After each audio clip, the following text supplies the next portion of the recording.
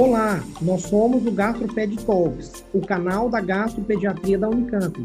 Nós somos Dr. Lucas Rocha Alvarenga, doutora Natasha Silva Sandi e doutora Maria Ângela Belomo Brandão. O GastroPed Talks é um canal sobre gastroenterologia, patologia e nutrição pediátricas, com foco em profissionais de saúde, em que vamos discutir temas e evidências atuais com base em guidelines, artigos científicos e entrevistaremos profissionais de destaque na área. O tema de hoje é H. pylori, e dando continuidade ao guideline que foi apresentado, nós vamos discutir inibidor de bomba de próton, que é uma das medicações usadas no tratamento daquela condição.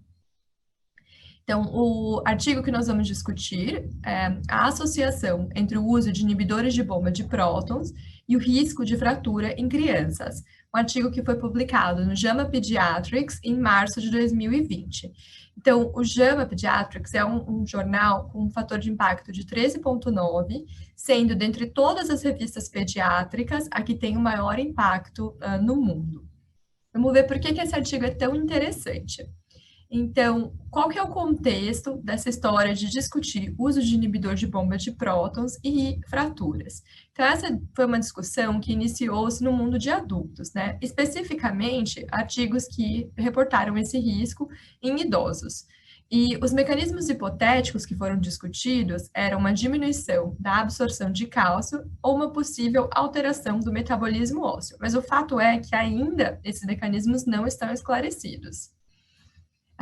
Imediatamente, como uma reação às publicações que apresentaram esse potencial efeito do IBP, houve uma série de discussão meio que refutando a possibilidade, porque argumentava-se que eram um grupo de pacientes que tinham diversos outros fatores de risco, então que seriam, na verdade, um fator de confusão. Em resposta a isso, veio uma meta-análise que incluiu 32 estudos observacionais em idosos e viu que sim, a sugestão é de que os inibidores de bomba estariam associados a um risco aumentado de fratura em idosos, em qualquer local, em coluna e em quadril. Mas em pediatria, aonde que a gente se encaixa? Então, haviam, até a publicação desse grande estudo sueco, poucos estudos observacionais. E os resultados eram inconsistentes. Hora de que aumentava o risco, hora de que não aumentava. É importante observar que esses estudos tinham limitações no seu design, e em alguns também significantes limitações de metodologia. E aí vem o estudo que nós estamos discutindo hoje. O que esse grupo de autores fez? Eles uniram dados de 4 registros nacionais na Suécia. Então, o registro total da população, eles usaram esse registro para pegar dados demográficos e socioeconômicos. O registro nacional de pacientes, da onde eles obtiveram informações sobre diagnósticos, procedimentos de pacientes. Então, esse registro pega basicamente tudo o que é relacionado a paciente admitido, ambulatorial e de pronto atendimento. E, por fim, eles usaram um registro de drogas prescritas. Então, eles têm um registro nacional que engloba todas as farmácias do país, em que tem informações não apenas em relação ao tipo de medicamento, mas também a quantidade de medicamento que foi de fato dispensada, não apenas prescrita, e a data da distribuição. E, por último, eles também olharam um registro com causa e data de morte. Então, qual que foi a população incluída nesse estudo? Eram elegíveis todas as crianças suecas menores de 18 anos, durante o período de julho de 2006 até dezembro de 2016, então mais de 10 anos. A exposição que eles estavam estudando eram as crianças que iniciaram o uso de inibidor de bomba protônica durante o período de estudo, e eles definiram o início verificando que a criança não havia utilizado IBP no ano anterior, e incluíram as diversas drogas dentro da classe dos IBPs, então omeprazol, esomeprazol, panto, lanzo e rabeprazol. E eles excluíram da análise pacientes com cânceres, transplantados de órgãos, com malformações esqueléticas ou história de fratura esquelética associada ao nascimento, pacientes com doença hepática avançada e com fratura anterior ou complicação de fratura. E aí, o que eles analisaram? O desfecho primário deles era qualquer fratura. e a exposição deles era o uso de inibidor de bomba protônica. Mas os autores realizaram também uma variedade de análises secundárias. Então, de exposição, eles analisaram o tempo, a duração cumulativa, categorizando menor do que um mês a um ano e maior do que um ano. Eles analisaram por tipo de droga, subtipos de fratura, que eles dividiram em 5 categorias: crânio, coluna, membro superior, membro inferior e outras, e também por faixa etária. Então, de 0 a 6 meses, de 6 meses a 2 anos, 2 a 6 anos, 6 a 12 anos e maiores do que 12 anos. E aí, eles parearam os pacientes expostos, primeiro por idade, e numa segunda etapa por score de propensão. Então, eles analisaram características socioeconômicas, comorbidades e a utilização de cuidados de saúde e medicamentos. Então, tudo isso foi tratado com score de propensão. E quais que foram os resultados deles? Então, eles partiram de 117.234 crianças que usaram inibidor de bomba protônica, de uma população de um pouco mais que 3.600.000. Então, 3,2% das crianças estavam em uso de BP. E aí, depois deles parearem as crianças, ficou em cada grupo 115.933 crianças, controle e exposição. As crianças que fizeram uso de BP tinham, em média, 12,6 anos de idade, 61% eram do sexo feminino, e o tempo médio de acompanhamento foi de 2,2 anos. Os autores apresentam no artigo uma tabela 1 que é gigante, em que eles mostram que todas as características da linha de base estavam bem equilibradas entre os dois grupos. Então, na caracterização da população, além de dividir em muito mais faixas etárias do que das análises deles, eles também incluíram dados em relação a sexo, região de nascimento na Suécia, nível de educação e nível de renda dos pais, comorbidades, analisaram para uma série de comorbidades, né, incluindo doença neurológica, e uso de outros medicamentos. Então, aquelas coisas que a gente pensa, mas tem outros fatores de risco que eles não excluíram os pacientes, todas elas foram analisadas, pareadas e tratadas com score de propensão.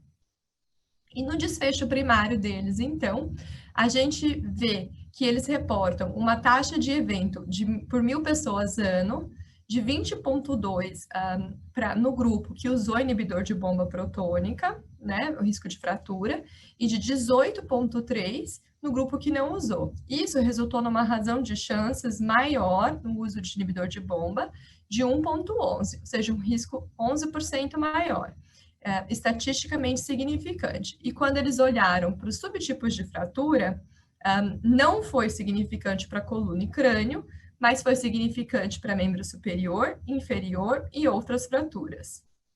E aí começa uma série de análises secundárias que eles fizeram. Avaliando por faixa etária, eles observaram que essa significância no aumento de risco de fratura aconteceu apenas para os pacientes com idade maior ou igual a 6 anos. Então, no subgrupo de 6 a 12 anos, a razão de chances de 1,14, e no grupo maior do que 12, de 1,09. Aí, a figura 1 do artigo é aquela árvore clássica que mostra todos os intervalos de confiança e as razões de chance, né? Fica bem ilustrado naquela figura do artigo que, quando a gente analisa mais de perto, realmente a significância vai estar apenas naqueles grupos que os autores indicam na sua discussão, de 6 a 12 anos e maiores do que 12 anos. De 6 a 12 seria para qualquer fratura, membro superior e inferior, e maior do que 12 para qualquer fratura, coluna, membro inferior e outras. E, bem interessante, é a relação do risco de fratura com a duração cumulativa do inibidor de bomba. Então, se o uso era menor do que um mês, a razão de chance era de 1,08, entre 1 e 12 meses, uma razão de chance de 1,14, e no uso maior do que um ano, essa razão de chance aumenta significantemente para 1,34. Então, uma clara relação desse risco, aumentando conforme o tempo de uso aumentava. De outras análises secundárias, eles têm um achado bem interessante de que quando eles olharam para o tipo de droga prescrita, o aumento de risco ele ficou significante apenas para o omeprazol. Ele não foi significante para esomeprazol, lanzo ou pantoprazol. Os autores fizeram uma comparação dos IBPs contra antagonistas H2. E essa parte eles discutem porque, na verdade, era como se fosse uma prova de conceito. E o que eles esperavam era que, quando comparasse IBP com antagonista H2, de que haveria ainda a persistência de uma diferença estatisticamente significante. E não foi isso que eles encontraram. Eles encontraram que não tinha diferença para o risco de qualquer fratura. Somente para membro inferior houve uma diferença quando eles analisaram por subtipo de fratura, e quando eles analisaram por medicação, somente, de novo, o omeprazol se dando mal, somente o omeprazol resultou numa razão de chance aumentada comparada com o antagonista H2. Os autores discutem que eles acham que pode ter sido por falta de poder nessa comparação.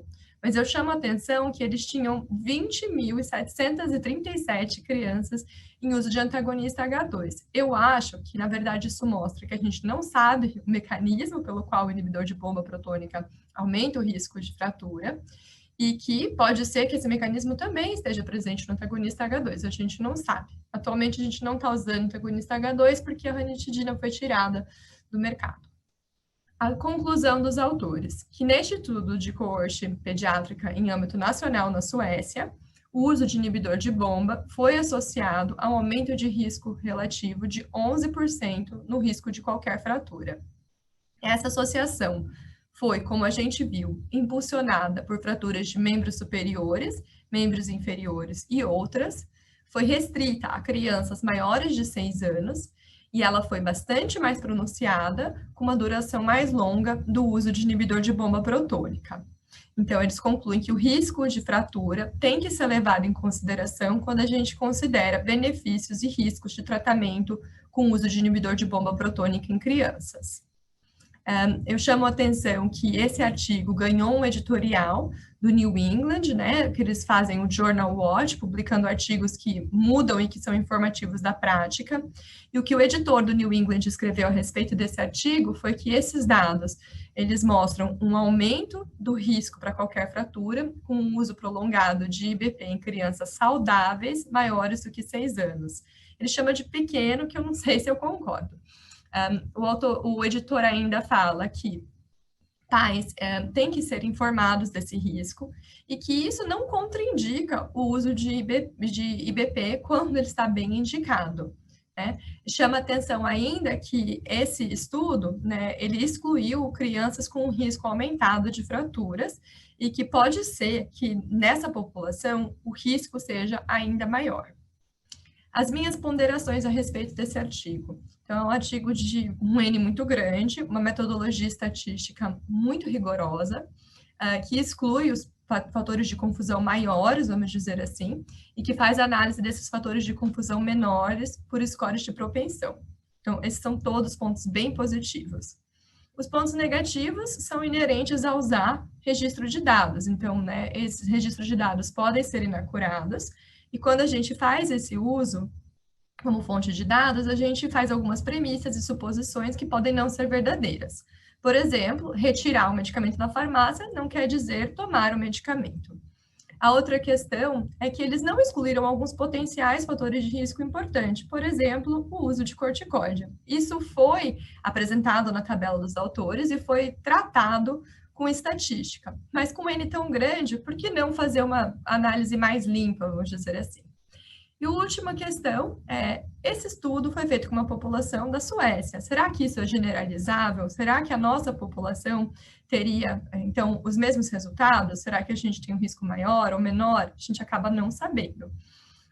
Nós continuamos ainda sem uma compreensão clara do mecanismo e sempre, quando a gente fala de estudo observacional, vale lembrar que a associação é diferente de causalidade.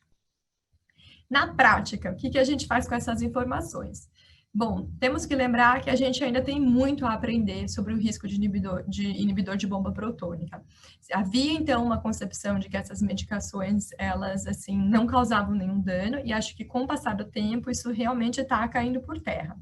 Eu acho que a gente, embora não tenha dados absolutamente conclusivos, a gente tem que reconhecer essa possibilidade real do aumento de risco de fraturas. E temos que continuar usando sim, mas para quem precisa, para quem tem uma indicação clara. Me questiono em relação ao omeprazol. Será que seria o caso de preferir outras drogas dentro da mesma classe? Em pediatria, a gente tem sempre aquela dificuldade de prescrever para criança em relação ao licenciamento das questões e bula, né? O esomeprazol, que seria a opção que a gente tem diluível em água, né, em relação à facilidade de uma criança deglutir um comprimido, por bula no Brasil, ele está licenciado para maiores do que 12 anos atualmente. Mas trata-se de uma medicação que já foi amplamente estudada nos Estados Unidos e que lá é a medicação, na verdade, mais estudada e mais indicada para lactentes. O que eu gostaria de ter perguntado para esses autores: como que se justificou a prescrição? Por que esses pacientes estavam recebendo inibidor de bomba protônica? E já que eles têm um N tão grande, eu gostaria de saber se alguns desses pacientes realizaram densidade mineral óssea. E nesses que realizaram, o que ela mostrou? Acho que a gente ainda vai, eventualmente, ter uma discussão a respeito de se o estudo da densidade mineral óssea não estaria indicado para aqueles pacientes que usam o inibidor de bomba protônica por anos, porque a gente tem esses pacientes na prática. Era essa, então, a discussão do artigo de inibidores de bomba protônica. Obrigado por nos acompanhar. Esse foi um episódio do GastroPed Talks. Estamos no Instagram, @gastroped.talks, no YouTube, GastroPed Talks Unicamp, e também na forma de podcast. Até o próximo!